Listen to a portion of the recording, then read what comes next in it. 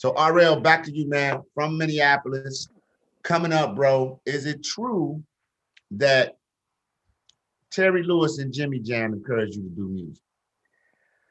Um, Indirectly, being from where I'm from, my mother grew up with Prince. Like really grew up with him. My Wait, cousins wait, whoa, Philip. whoa, whoa, whoa, whoa, whoa, whoa, hold on.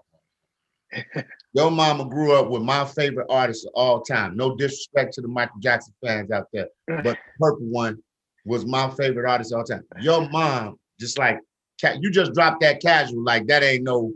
It's funny because I always said I'd always hear adults bragging about how they went to school with Prince. So I thought, okay, yeah, sure, right, or they knew Prince. And I always said one day people are gonna say that they grew up with me. You know what I mean? That was like my goal because they teased me in school, singing wasn't cool, whatever. Well, I thought my mom was just gassing. And one day I was outside of a club and he pulls up. I walk up to the car and I'm stuttering. I'm nervous. I'm trying to explain to him who I am. And he goes, I know exactly who you are. You're Tony's son. I swear to goodness, I'm like, That's the voice. That was the yeah. voice. I'm like, yeah. And I'm like, I would love to work with you. And he's like, as long as it's without them. And I thought he was gonna say my group. And I was gonna be like, all right. You know what I'm saying? Like I'm not leaving the group, but I go over here for a minute and work with Y'all gotta Prince. understand this Prince, bro. Right. And he was like, no, the labels. And rolled up the window and drove off. Right. So I'm like, oh, dude, just play me. Literally, like a week later, we got invited to Paisley Park. I think we'd been out there maybe 2 or 3 times. He had jam sessions. And what's crazy is back where I'm from, there's a DJ named Brother Jules, somebody we looked up to, big in the community, but he ended up being the DJ for the new Power Generation. So when Naughty by Nature came in town and at a concert, he was on a tour bus and they were like, yo, who's the group out here? Who's the artist that's doing it? And he seen our demo tape sitting on the tour bus and said, that's all you need right there. So KG from Naughty picked up the demo and put it in his pocket, and the rest is history. So indirectly, Prince was a big reason, what I'm saying, that we got put on. It was his camp. But originally it was a group called Low Key. They had that song, I got a thing for you, baby. Yeah. Those are my big brothers. Lance and Prop T really discovered us, and they would sneak us out to Flight Time when I was in high school, which is Jimmy and Terry's studio. So I'm thinking, okay, Jimmy and Terry gonna sign us because Prince was dope, but Terry was the smoothest dude. They had the hats with the glasses and the suits. They Yeah. had all the chicks. So Terry was the smoothest man ever. So I was like, I want to be like Terry Lewis, but I knew Jimmy was like the musical genius, and I'm like, yo, I want to be like those guys. Well, we sang for them, and they didn't sign us. So for 20 some years, I had a chip on my shoulder. Even when I went in the studio to do Best Man with Tyrese Genuine and Case, Jimmy and Terry produced that. That's why you hear all that brother, brother, brother, all that and that stuff in the beginning, all that talking. Man, I was going 100 miles an hour trying to impress them to show them what they missed out on. Literally, maybe 4 or 5 months ago, I heard an interview and I chimed in and made a comment. And Jimmy takes like 5 minutes to talk about me and how he's been watching me all these years, how proud he is. And come to find out, the only reason he didn't sign us is because the label situation they were in wasn't healthy for us. And he was protecting us. And I never knew that for 20 something years. That's what I thought. But what's crazy is my mother sang with we sang with Little Richard, but my cousin is Philip Bailey from Earth, Wind and Fire. So Come on, man. it was in me, man. It was in me. So wait a minute. To me, one of the greatest dead or alive, Prince. Your mom knew him. She sang for Little Richard, revolutionized rock and roll and all that. And then you're related to somebody, a great singer in his own right, and one of the greatest soul funk R&B bands ever, Philip Bailey. Bro, if you hadn't sang, they'd have called you a failure in life. All that. You wouldn't have had no. I'd have been that friend in high school. Would you be like, hey man, you on some bullshit, man? Yeah, Philip Bailey. So let me ask you a question. I didn't even know. I didn't even know until after I made it because my mom, she wanted to kind of keep that from me, and I was shook because one day we were in LA and I think Carl Lewis had a birthday party at his house, and my mom was out there, so she shows up, and I had to go move her car. I go move her car, and I smell that skunk. I'm like, That's Mom, what you doing? She said, baby, I just left your cousin Philip house. I said, Philip? Yeah, Philip Bailey. You know that's your cousin. I'm like, no, I didn't know that, Mom. So Earth. it's all these different things that you find out in life, but she didn't tell me purposely because she wanted me to get mine on my own. You know what I'm saying? Yeah. So they really was about that earth, wind, and fire. Fire, right? Oh, that explains why they was wearing all them African gauntlets and turbans while they was performing. So Alex Thomas was on the show last week, and Verdine is very close to his family. So, like, did you ever cross paths with any other celebrities who were related to them? Because he said that Verdine White, he grew up around Earth, Wind, and Fire, was around him all the time, or you found out later on in life when you were older? Well, I can't say older, but was on the cusp of making it. Okay. And I started seeing him at different shows, and we would cross paths. It was like God wanted me to be around this man. And one day he just grabbed me and said, "It's okay. What's going on, little cuz?" And it was just like, oh, mama wasn't gassing. You know what I mean? Because there's some things she's like, nah, there ain't no way. But there was family reunions we would be at, and she'd be like, "You don't remember blah, blah, blah, or this and that when you was this old?" And I'd be like, "Yeah, but put things together because, I'm in the hood. I'm not thinking of none of that." You know what I mean? Right. Yeah, Easy Lover with him and Phil Collins, one of my favorites. That's one of mine too. Clean up to that. I clean up. Mine too. I clean up because the different ranges. You got Phil who say, "I'm gonna stay down here." Easy I mean, you got Phil Collins down here, but Philip say, "I'm going this way." Man. So look, I recently saw that you did a viral, like you've done virtual. You did a virtual performance on TV last year. Mm-hmm. How was that for you? Because COVID-19 has changed the way we perform in this industry, bro. I know as a comic, I've done some Zoom shows, and I'm gonna just be honest, it ain't the same. It don't hit for me like that. I need that audience in front of me. How has it affected you, and what are the challenges performing like that? I was nervous at first because I could perform in front of 20,000 people and be cool because all I see is shadows.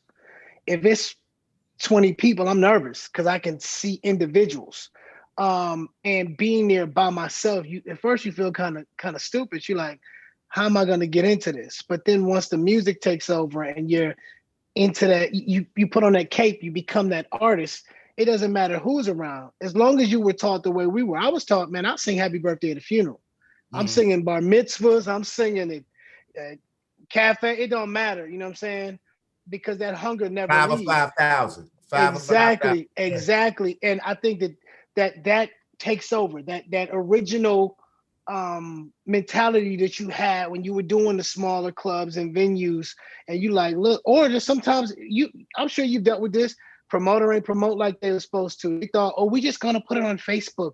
We're not gonna do no street team. We're not gonna do no radio. And you get there and you got your bread and you feeling like, well, maybe I lost it because there's only 50 people there. When the reality of it is you can't promote it for them in their city. So you just have to do what you do. And times like that, you got to dig deep. But it was fun for me only because I've never been comfortable talking about myself in a sense of being in a group. I was at a disadvantage. A lot of people don't know a lot of the records I've written for other artists because when you're in a group and you interview in a group, I'm not supposed to be talking about me and my individual things. We had and our rule was you don't talk about yourself. Let one of the members do it. And they're not necessarily going to speak on what you're working on outside of the group because maybe there's nothing to speak on for them at that moment.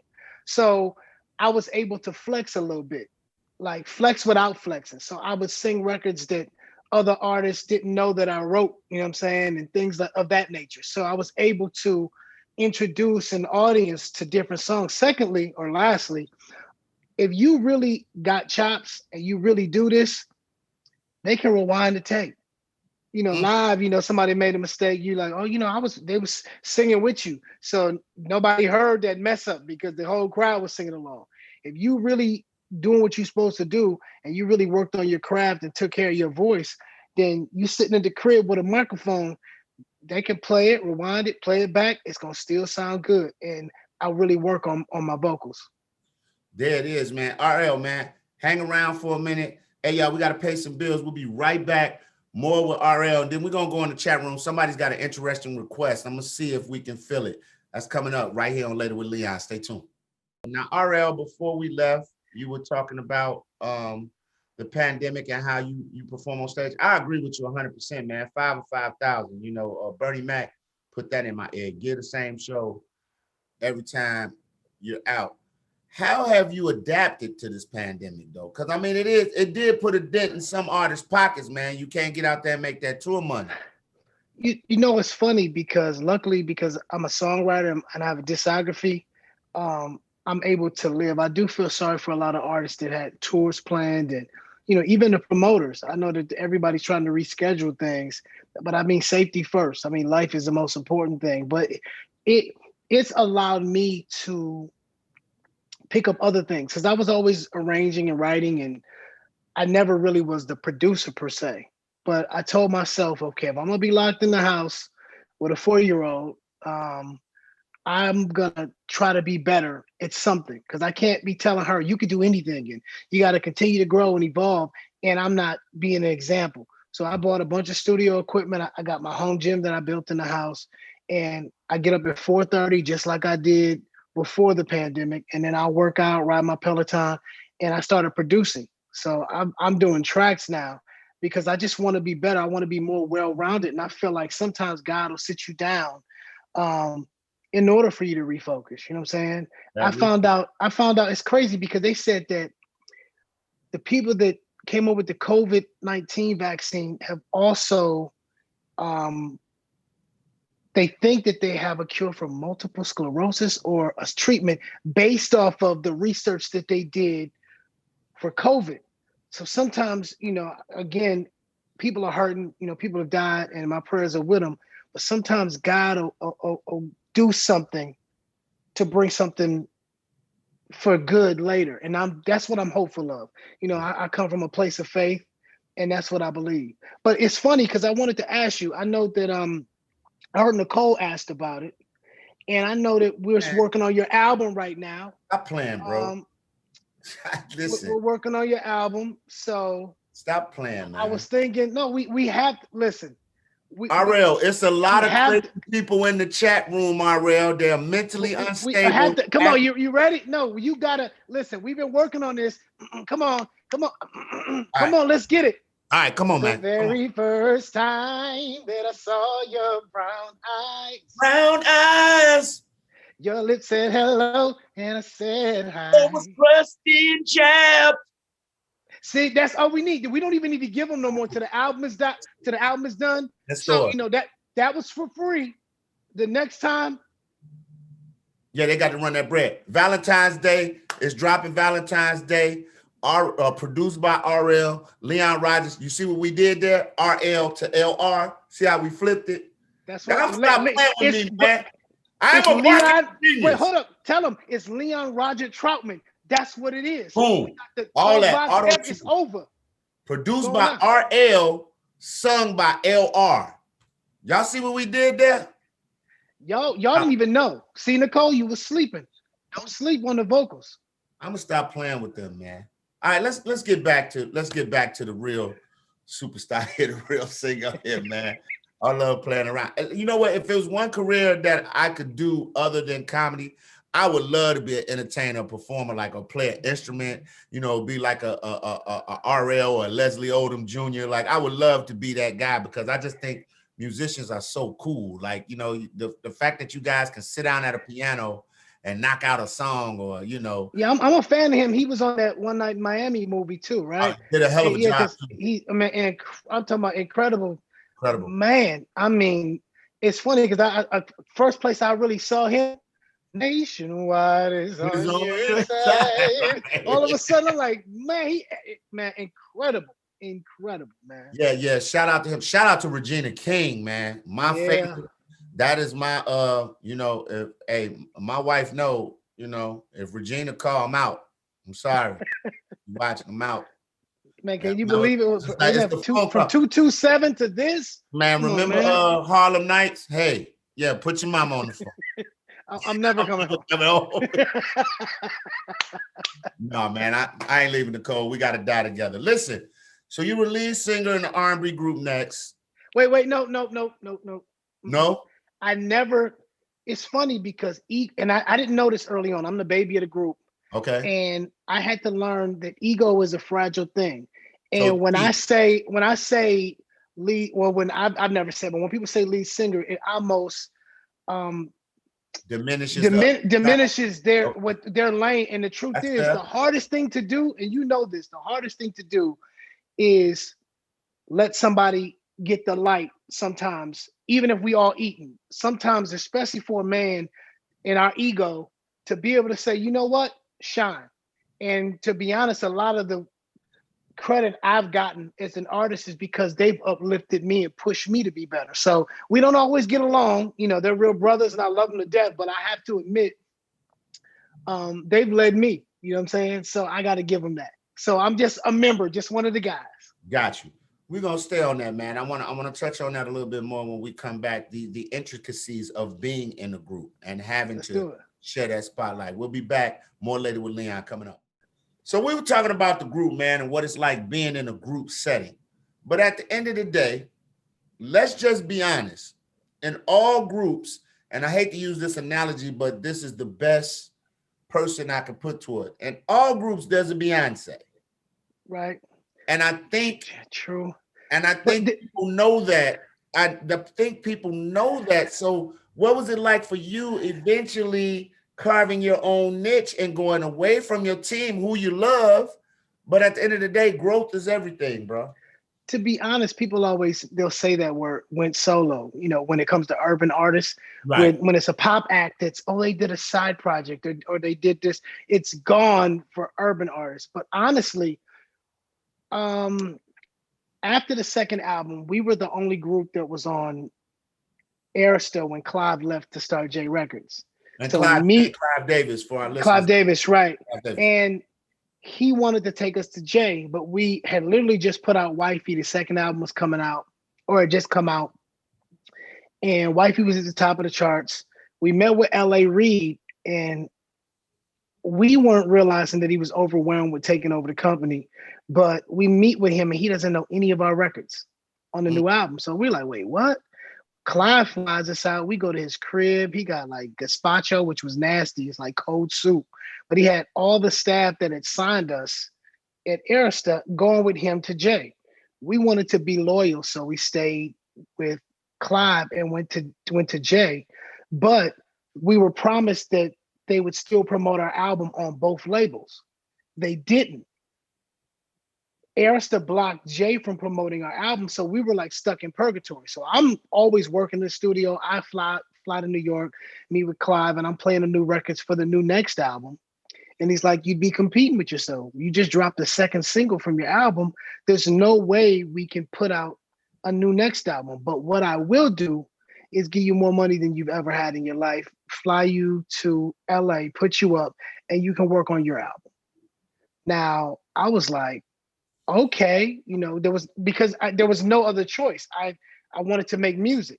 I did it in LA because that's where my group members lived. So I could be with them and still, you know, be around them to let them see that it ain't no, we even did like the Dr. Dolittle 2 soundtrack and we all ate off that. And what was crazy is KG from Naughty signed us, but I made sure not to use any production from KG because we had created that sound, the same sound we gave Jaheim and Ideal. It was a certain sound we had, and I didn't want like that just in case sound. That's the stuff I wrote those records, so I didn't want people to hear my records and go, "Oh, we don't need the group anymore," because I always my focus has always been the group. I never even wanted to do a solo project, so all of a sudden, I didn't use K on any records, but what I did do. K comes in town. We go for a ride. I hand him a check for $100,000 to say thank you. Didn't do one record. My group members, when we did the following Next album on J Records, I gave them my whole signing bonus. So I did I think I wrote 12 records on that album. I didn't take a dime. And it was my way of showing them like, look, I'm here. But what happens is the public comes in, and when you get money, you move. Usually you move, you have new circles sometimes. Like we grow up, you know, when I was broke, I had to look out the window and wait for Tilo to come get me. And I had no choice. Now I got a little bread. Everybody lives in different states. So what happens? You get different friends around you.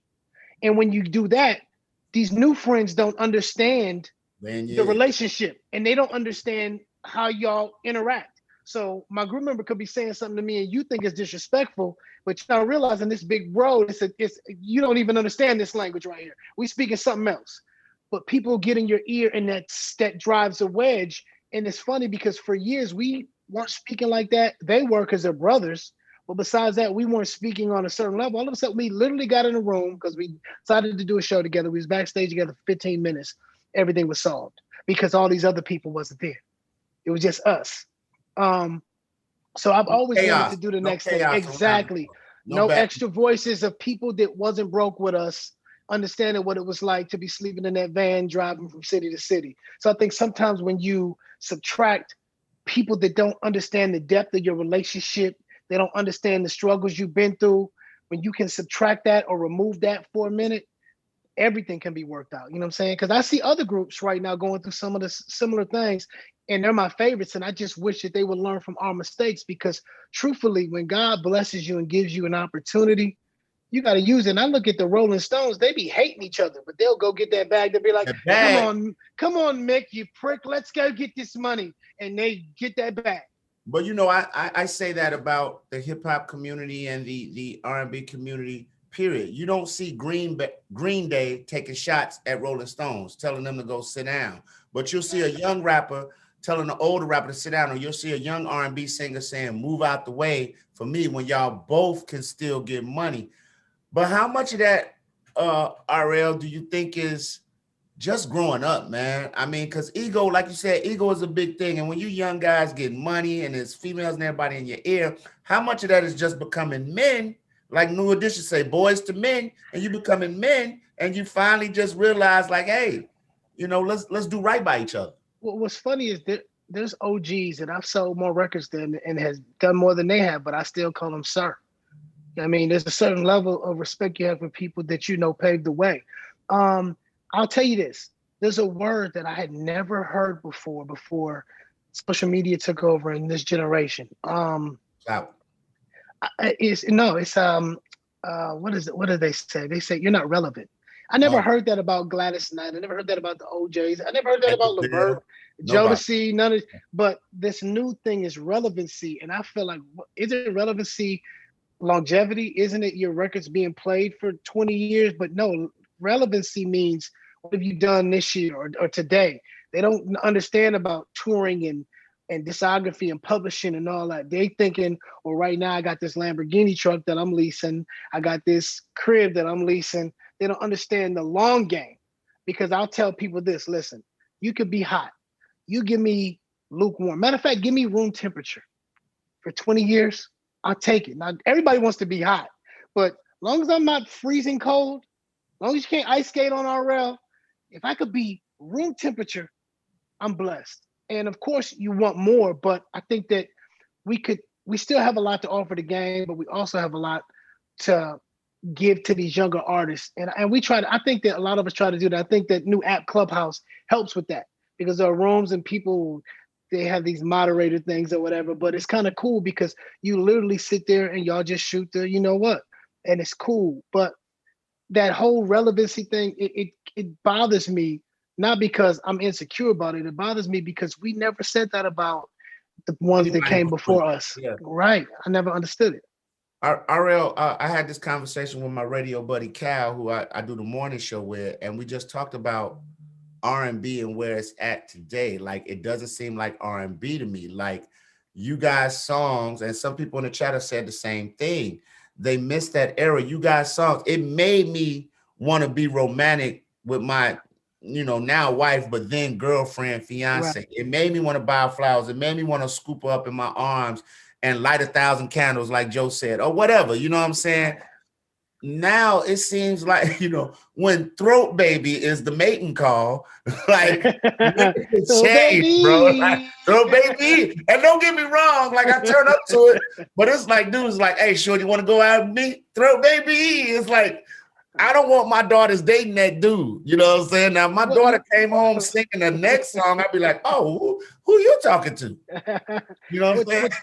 Well, honestly, there's a lot of great music out. There's like Lucky Day, you know, of course, her, there's Tiffany Goshen. There's like a lot of great music out. The problem is we're categorizing a certain sound wrong. Okay, Domino. Was he a rapper or a singer? I love He was Ghetto a, Jam. That's my but he was joint. a rapper. Yeah, He he was was a a rapper. rapper. Here we go. Here we go. Half the singers are little dominoes. So that's really rap, but the lines have been blurred, which means there's no room for us. As long as there's lines on the road, there's lanes. But when there's no lines, everybody's going like this. And right now we're calling certain things, which is dope. There's a lot of dope music. These artists are great. It's just not R&B. Like they're rapping with a melody. It's, you know what I'm saying? That's all it is. Is here we go, here we think about it. It's domino. And they're dope at it. It's just that we're calling it something, in my opinion, that it isn't. And then you got the rappers that are really singing the whole song. They're not dropping hard bars. You know, they're not doing the LL Cool J I Need Love. He was rapping in that song. He wasn't singing. Right. And you know, no It's about melody. It's about melody. And again, there is some great music. I think that what happens is with technology, people are trying to catch up, and the youngsters are finding ways, and they're coming out sometimes before they're seasoned or ready. I remember by the time we made it, we had done so many shows and recorded so many records. We knew what we were doing. Now, back then, if you didn't know a drug dealer or ex athlete or Right. ex dude that played the instruments, you didn't have no studio. Now, if you got a laptop and some programs, you goody. So now the access is there. So now a lot of people are hitting licks. They're getting on super quick, but then they're gone because they didn't learn the ropes before they hit that lick. Let me ask you a question. This is real. We talked about this before. Me and a friend of mine talked about this before. We're in radio, so we talk about this stuff all the time. Are there timeless songs being made now that 20 years from now, will we be singing Raindrops, Drop Tops, or will we be singing F You Back to Sleep Girl as a Dusty, like we sing a song from Next, like we sing a song from New Edition, like we sing a song from You want Keith me to be Sweat? honest? You want me to be honest? I know somebody said Chris Brown killed R&B, and I disagree. I think Chris Brown is one of the most talented people to ever walk the earth. But I'm gonna tell you the thing. You ever met somebody that was so? Oh no, I got it. And forgive me because these are my guys. Mint Condition is where I'm from. Those is my boys. Oh, But I've seen people. I'm an artist, so I love everything they do. But I've seen people go to their concerts and they hit you with their "What kind of man?" and you like, "Oh, they're pretty brown eyes." Then all of a sudden they're going to some a scuba doo because they're like geniuses. They're like, you know what I mean, mad scientists. musicians, they're musicians. Right. So people sitting there like, can we get back to have a cup of tea? They want that simple. So somebody like Chris understands that the urban market, I call it the Ciroc mentality. That's why Ciroc has to keep coming out with flavors to keep the attention span of the urban consumer. Well, with pop acts, I'll take the same drink my dad had. My grandfather drank that. So Chris will come out with the F You to Sleep, but then he'll flip it and put out some pop record that's #1 on top 40 because that audience is different. He understands this audience, which is sad, but he's almost dumbing it down and keeping it hood and almost rap singing when he's super dope. But he has to do that. That's why he's still relevant. Because if he came out and he was singing the kind of records that he could be singing, he'd be on the throwback stations. And then he would lose his younger audience. So it's a business decision, and it's sad that he has to make it. But if you listen to those albums, there's R&B records on there. Besides, when he does the album with what's my man's name? With the rapper. I'm sorry, I can't think of his name right now, but the rapper cat. But I think I've had that thing where I'm sitting in the studio and I go, should I just make it simpler? Should I do this? And you have to fight it, you know what I mean? Because you're feeling like, well, I don't sound like what's out here right now, but I shouldn't, you know what I mean? So I think that's the hard part. So you're basically saying a lot of them are sacrificing the artistry to chase the bag. Yep. And for me, somebody that's a veteran, I can't do that. It's not looked at the same, but he's still young enough where he's able to be a chameleon. And I got to respect that. Let's talk about new music from you, brother. What you working on right now? Well, right now I have the single out "You Are," which I put out last Mother's Day, and then I have the a free EP that I put out on my website called "The Letter J," where I sampled Janet Jackson, John B, and two Jodeci records. That's why it's called "The Letter J." And I'm giving it away free at justarrell.com. It was like a gift to all the people that have been rocking with me for all these years. We're working on the Next by Nature project, which will probably be the last next project we do as of right now, which is Naughty by Nature and Next. We're doing an EP together. And after that, I'm working on my project. I have a single coming out called Another Night. So we're having fun, man. Just grinding. So when you say that this will probably be the last next album that you do, did you have to call the brothers and get them off the couch like they was eating pizza or something, or they still been working? You know what I'm saying? Yeah, because no. Tilo's the motorcycle pickup truck, training dogs and tweet. You know, he does his meditation things. They're just doing other things. So if we ever get on the same page, we respect the music too much to come together. You know, we'll still tour, but that's pretty much it as of right now. So Ariel, you've written for a lot of dope people and helped their careers with great music.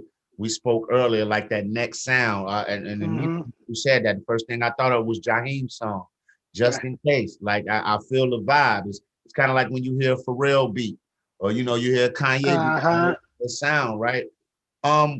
What artists did you enjoy writing for the most? And what song have you written or produced for somebody who just really holds a special place in your heart? Because I know you love all your music, but right. Well, it'd probably be Forecast for Jamie Foxx, only because I work with a lot of people, and I wrote that record specifically for him. Because when I was in LA, like we talked about before, working on my project, I would hang around Jamie quite a bit. He would come by the studio, tell stories. He had some great Prince stories as well. And he took me to Will Smith's house for the Super Bowl one year.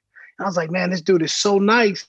And I know cats that maybe had half a hit that won't return a call in 2 weeks. I could hit Jamie right now and he would respond. You know what I'm saying? So it's just seeing the level that he's on, but the human that he is. And me being able to give him a record that I felt sounded like him was amazing for me. Another one of my favorites is a record I wrote for Genuine called Orchestra.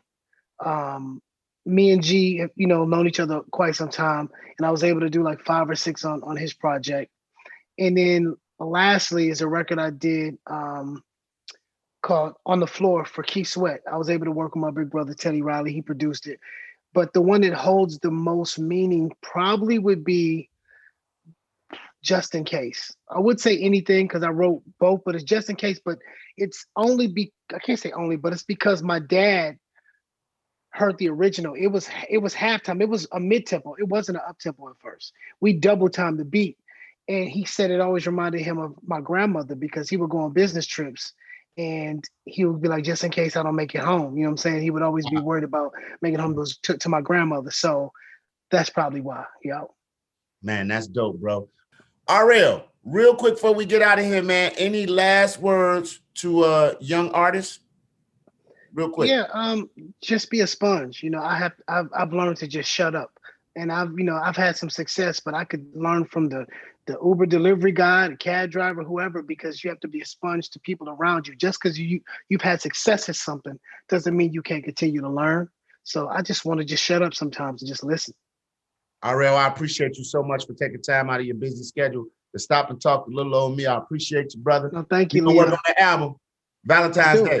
We drop it, my man. And I got you on the back end, just on the back end. You can wait till the album come in.